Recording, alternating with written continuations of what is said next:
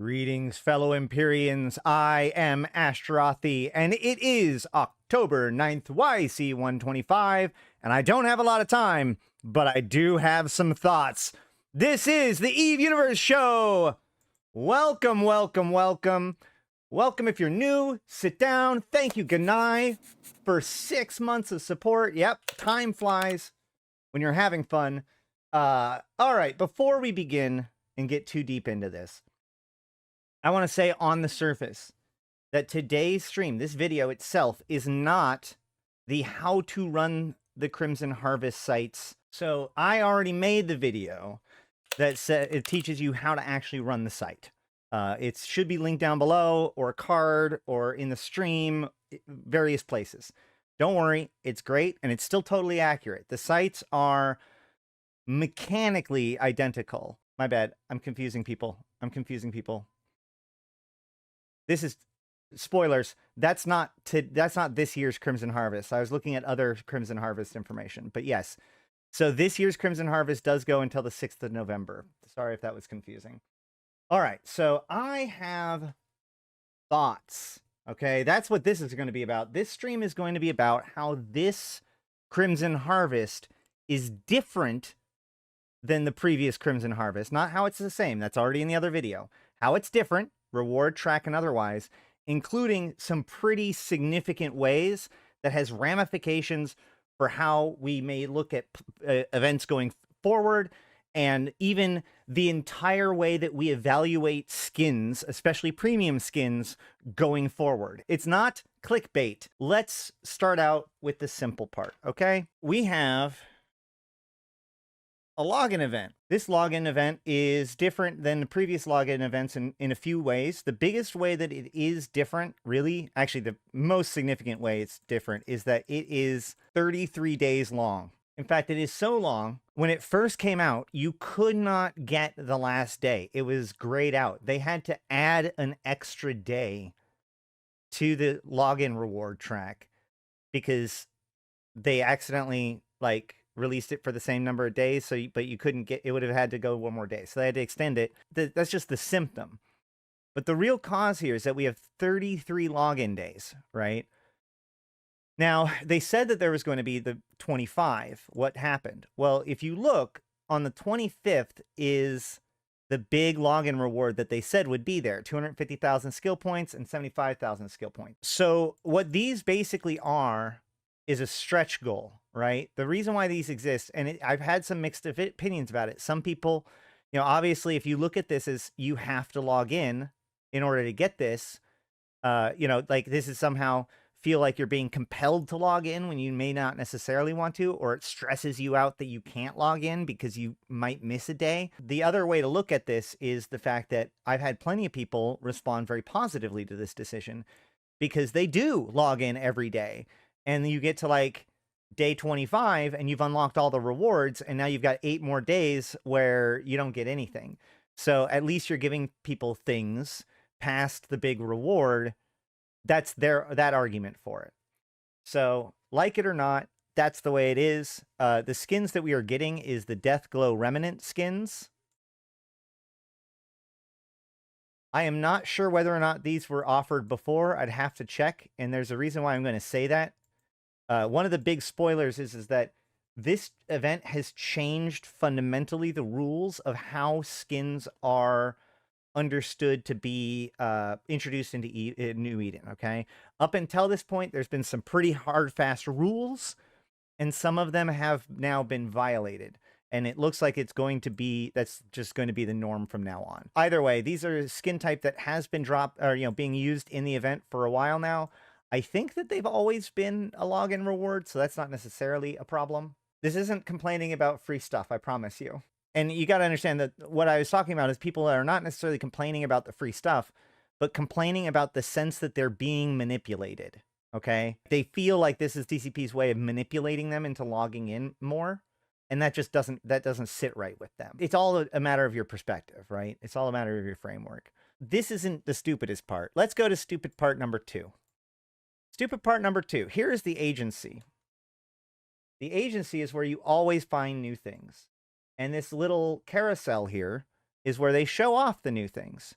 We've got all the new things. We've got home front operations, one of the newest features. We've got Paragon agents, which is kind of, still a pretty new thing that they're trying to get in people's faces. We got corporation dashboard, which is so that way they can help push people to corporations, because that's one of the main goals about here. And then it just goes right back to home front operations. So they don't have the Crimson Harvest in the main carousel. You have to know to go into the encounter section and check this out. In fact, I don't have... Do I even have anything? Is there a charm? Hold on. Events? Yeah, okay. I do have my event tracker on the side, and I can click on that to bring up here, but it doesn't open when I open up the agency, which is kind of bizarre and is a clue. Put a pin in that. It's much like the login track. There's tons of them, but there's another critical one. And there's another critical difference between this and previous years when it comes to the reward track. In every previous event that has involved us siding with one side over another, be that Liberation Day or Crimson Harvest or, whatever, the skins that are provided are attached to the distributor or, the side that you join, right?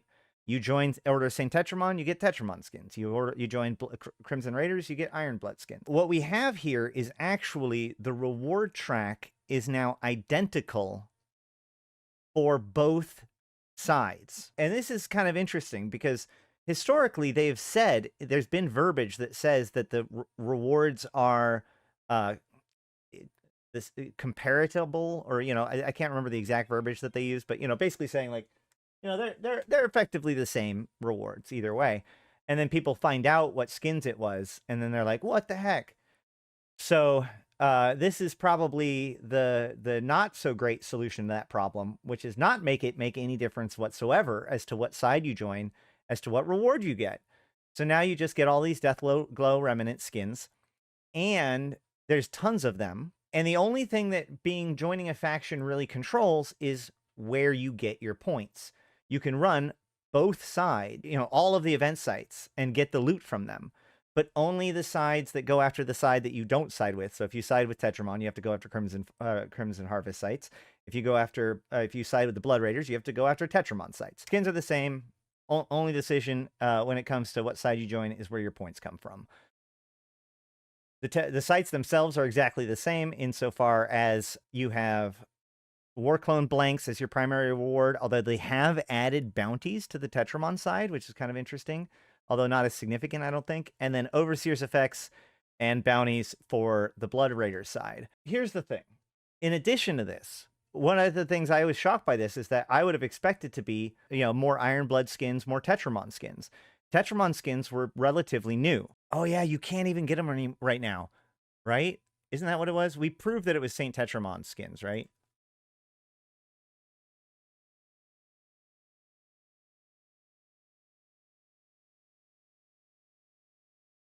No problem. Will do. I'm just double checking. Yes, here we go. Look at this. Do you know what this is? Do you know what this is? Do you understand what we are looking at here?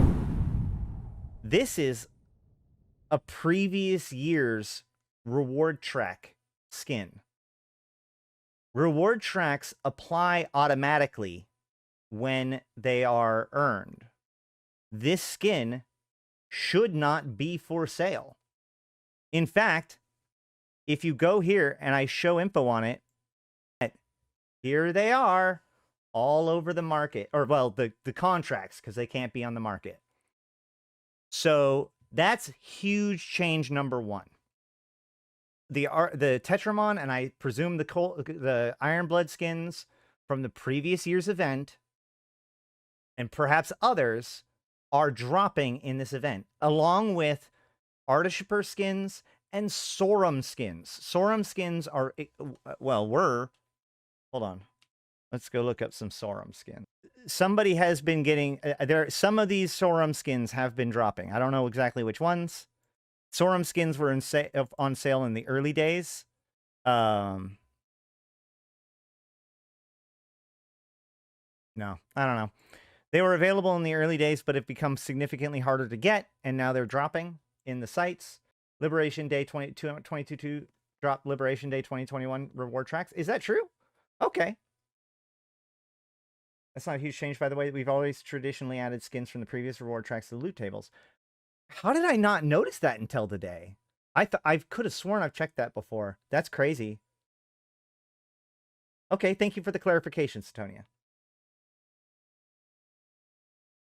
For those of you who may not know, Satonia is actually, does work for CCP now. So when Satonia corrects me, that's voice of God for the most part. The next day. Last time when we ranted, I talked about how the Crimson Harvest skins are so out of place. Last year's Crimson Harvest skins dropping is so out of place that they're not even available on the market. Well, that's been corrected. We can now see Crimson Harvest skins on the market. So that's the Tetramon skin and the Ironblood skins that were part of the track from last year, which now drops in the sites. So this is kind of an official acknowledgement of that and making it so it works. However, like I said, there is a homogenization of the track now. And I'll tell you this, here's my dire prediction number one, I guess, which is that given the sheer number of skins on the reward track and in the login rewards, it's possible that they may just not make different skins for next year, right? The track will be the same. Potentially, but they could pick another set of skins. That argument is a lot more weakened by what Satonia just said to me. So I'm going to feel a little bit better about that. So let's move on a little bit. There is one big difference between the two different sites that I didn't mention earlier. While the combat sites are effectively identical to what they were before, the data sites are slightly different insofar as the data sites now have additional cans inside of them. I can only assume that this was done to make it so that it was easier to do the hacking can track along with, like without it stepping on itself. The combat reward track is very clean. You're able to get more progress per site doing data sites if the site has more cans. However, that also meant that the data sites for the first day were extremely highly rewarded because they had more cans, but they were worth the same amount. So they cut down the reward per can, but there are now that increased amount of cans. So that is a change to the thing, and it is a slight buff to trying to make progress as a hacker. If I remember correctly, last year or previous versions, it was very difficult to make progress as a hacker in the Crimson Harvest sites. Let's check. Oh shoot, I can't check real quick. We'll switch back to. Actually, you know what? Let's select a site. I'll select Tetramon. Oh, it's not going to say because I haven't gone to a hacking site yet. All right, well, whatever. I can tell you that the modern gaming market... Oh, nah. Okay, I'm not...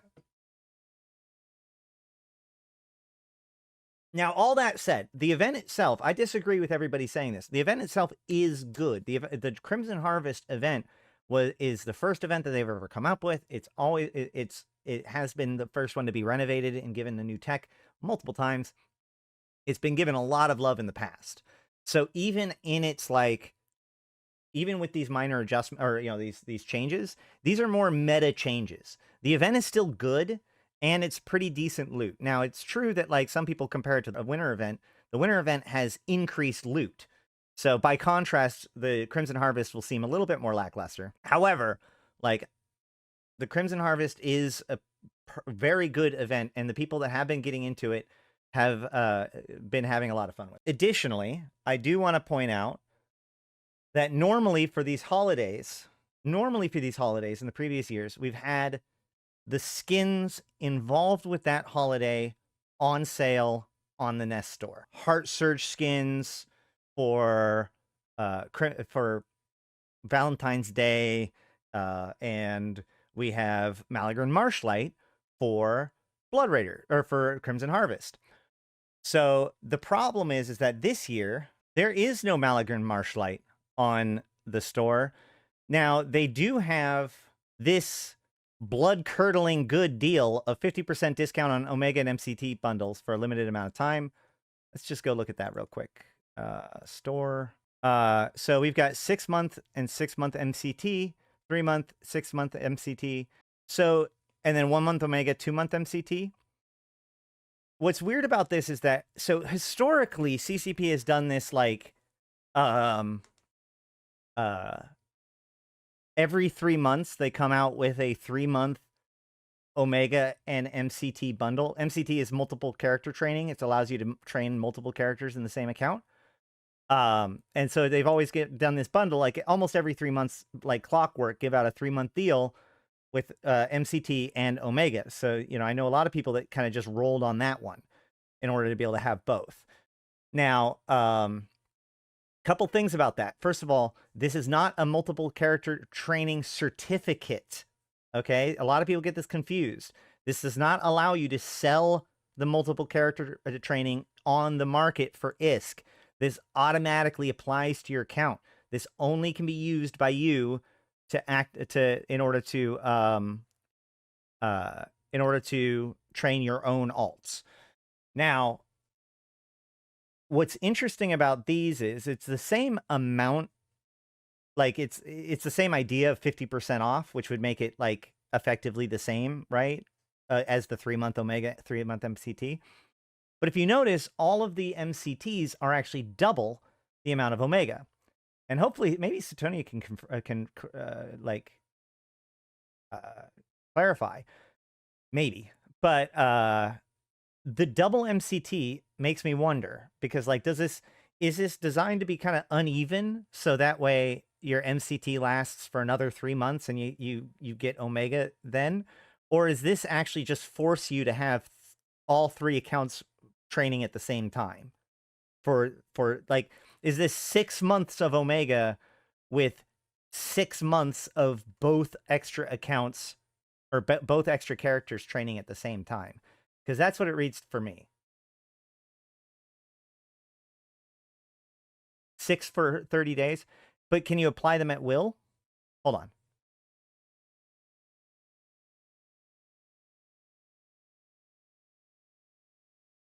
$12 times 30 days for the 6. Okay. But they are like staggered, so your MCT will go twice as long. It's, again, I want to stress, Satonia works for CCP, not in the marketing department. So, okay, so you can do all 3, but you don't have to. That's what I was wondering. Okay, great. So hopefully that's true. If it's not true, please comment down below and I'll pin it or whatever, and we'll get it going. Do not hate on the Satonia if he's wrong. He is guessing based on his knowledge, not the fact that it's under his purview. So, cool. What is going on? Why is there no Malagrin Marshlight skins? Well,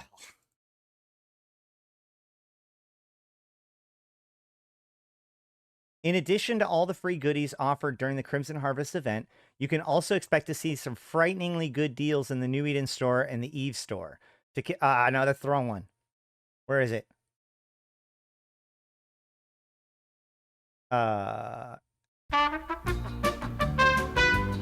Yes. Okay. Fine. I don't have the information here, but Malagrin Marshlight are, in fact, Twitch drops now. Okay? This previous week was... somebody remind me with next week's, but while I think about this week's. So, Malagrin Marshlight, Munin, Tornado, and Macarial was available. The way they're doing it is basically... they have a 1-week campaign, but there's like 24 to 48 hour windows for each one.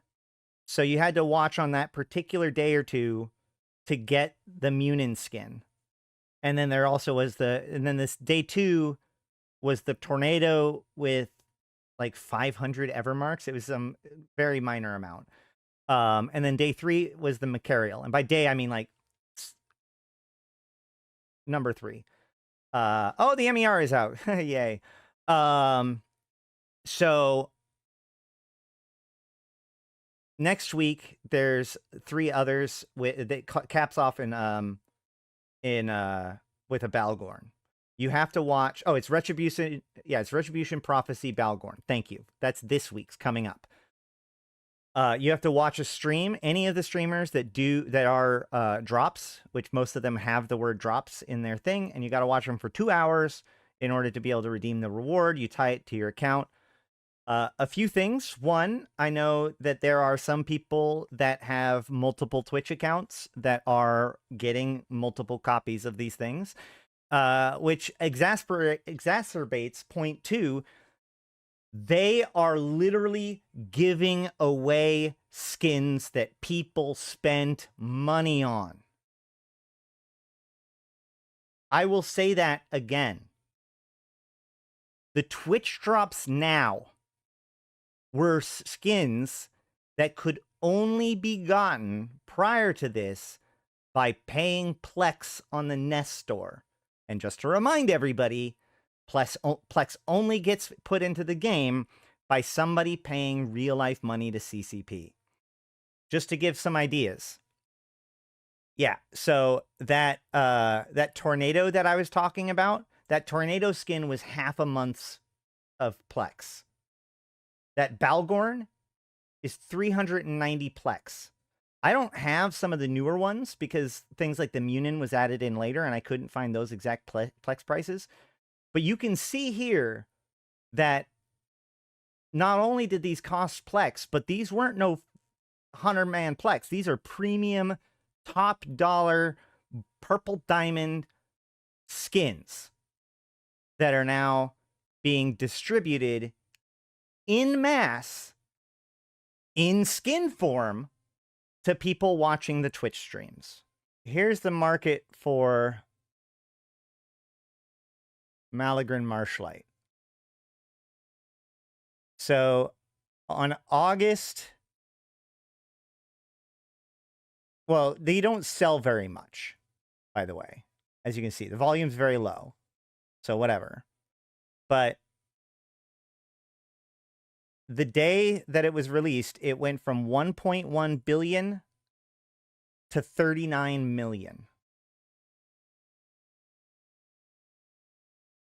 Some poor sop bought these things when you could have sold them for nearly 2 billion.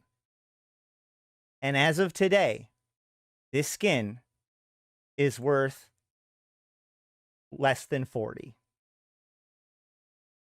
So even if you're not willing to watch the Twitch stream, you can take advantage of it. Look at this purple diamond. Do you see the purple diamond? The purple diamond means that you had to pay Plex to get it. That's what the purple diamond means. So this stuff like this, that happens to me all the time. Well, yeah, but this is the very first time that CCP has taken a premium skin and then transformed it into a mass distributed skin, right? They've re-released skins that haven't been on sale before and crushed markets. But this is the very first time that they went, hey, you know that 390 million ISK Balgorn skin that you bought and set aside because you knew that people were going to want Balgorn skins? Yeah, in 5 days, it's not worth anything. That's just wild to me. Like, and the thing is that, like, that's really important. What does this mean for Heart Surge skins? What does this mean for Helmut Harrier skins? What does this mean for... what does this mean for Yule Festival, the most expensive, one of the most expensive skins in the game? What does this mean for police skins? Here's the thing.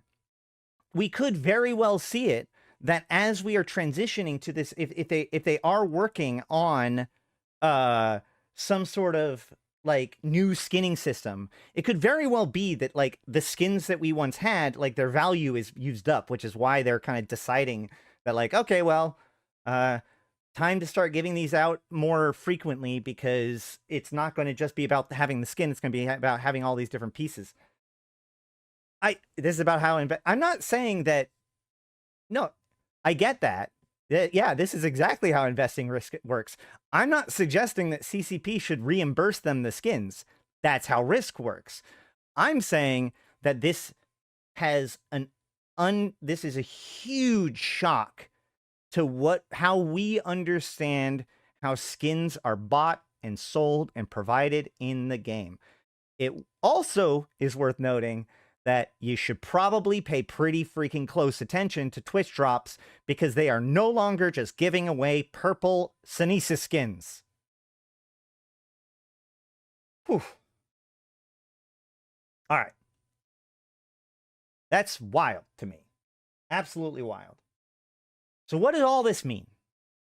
What does all this mean? What do I think that all this means? Well, so it's very clear to me that, in contrast to how I predicted, I was like, oh, the event system has been gone because they're bolstering it up. You know, we've talked about this before, and it is very clear to me that the event system itself has changed its priorities within CCP. And the biggest clue I have for this is the fact that CCP suggested that they were working really, really hard to make events tie into the plot line. And this does nothing to do so. In fact, here's the curious thing. The harder sites are in the constellations around Egmar, Vard, and Turner, which were where the stellar transmuters were last year, which means this year's harder sites are based on the conditions of the story from last year. What does this tell me? This tells me that the people who are keeping alive this event system, the priorities on the event system has changed. The majority of the people, and in fact, I would say CCP's priority to tell the story through events has been restructured towards telling the story through arcs and ops and these other new event structures that they have, right?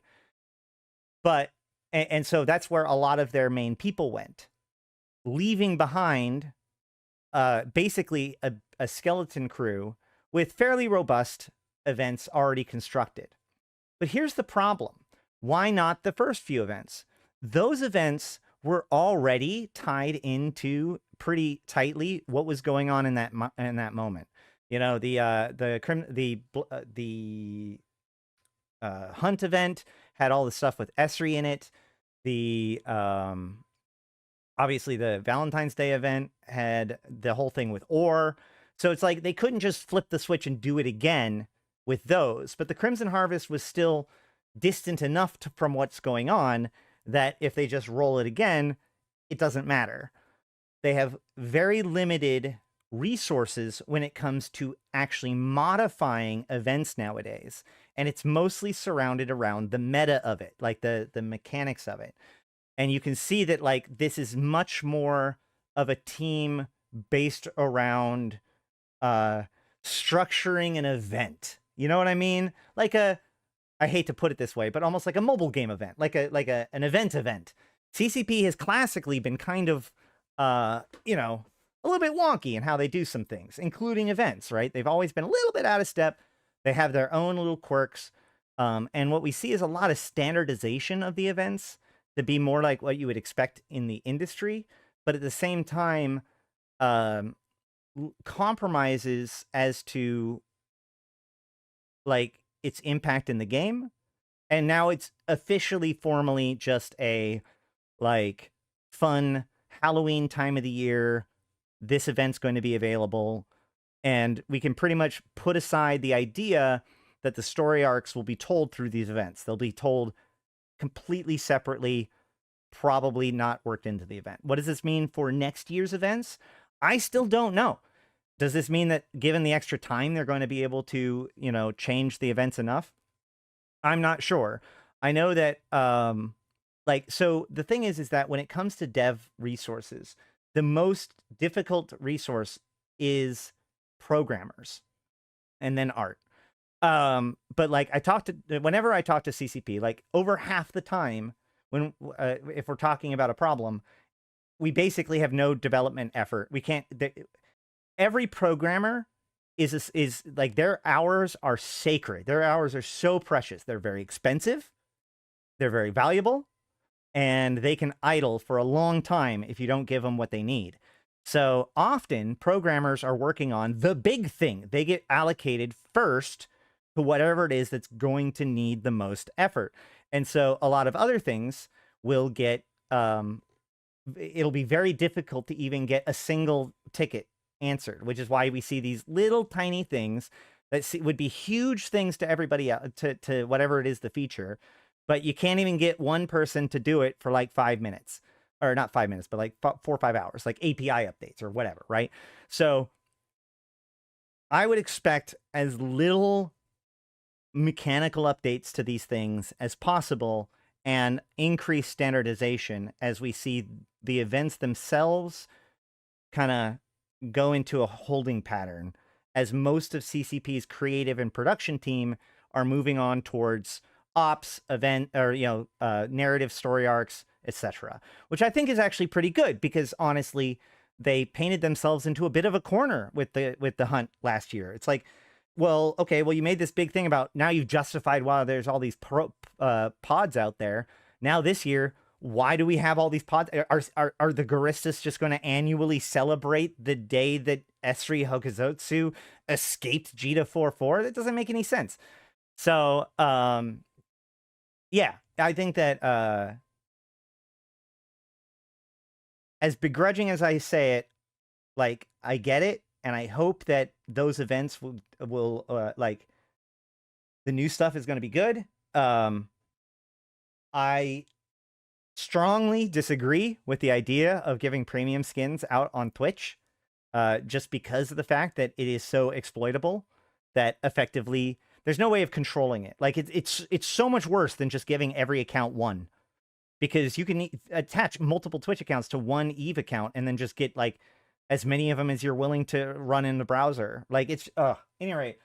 So, also, by the way, that along with the developer thing, this is why I think that broadly CCP has shifted into this mode of like trying to put levers into the game. You know, whenever they're redoing these systems, they're putting in additional levers in.